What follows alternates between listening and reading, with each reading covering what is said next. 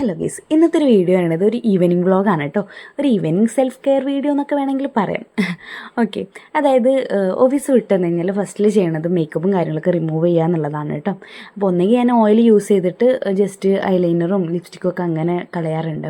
അതല്ലാന്നുണ്ടെങ്കിൽ ഇതുപോലെ wipes use ചെയ്തിട്ട് കളയും. എന്നിട്ടാണ് ഫേസ് വാഷ് യൂസ് ചെയ്യുന്നത് കേട്ടോ.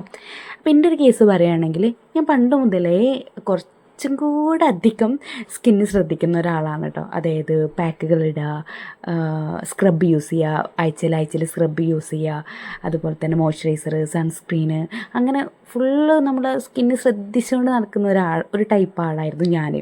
അപ്പോൾ എനിക്ക് ഈ ഒരു പ്രഗ്നൻ്റ് ആയ സമയത്ത് നമ്മൾ ഉദ്ദേശിക്കുന്ന ഒരു പ്രഗ്നൻസി ഗ്ലോ ഉണ്ടല്ലോ, അതന്നെ. അപ്പോൾ അതും പ്രതീക്ഷിച്ചിരിക്കുക. പക്ഷെ എനിക്ക് സംഭവിച്ചത് നേരെ ഉൾട്ടടിച്ച പോലെ ഫുള്ള് ഫേസിൽ കുരുക്കൾ വന്നു. കുരു വരിക, അത് പാടാവുക, ഫുള്ള് അൺഈവൻ സ്കിൻ ടോണ്, മുടി കൊഴിച്ചിൽ, കഴുത്ത് കറക്കൽ, ഓവർ വെയ്റ്റ്, അങ്ങനെ കംപ്ലീറ്റ് നമ്മൾ ഉദ്ദേശിക്കുന്ന പോലെയല്ല.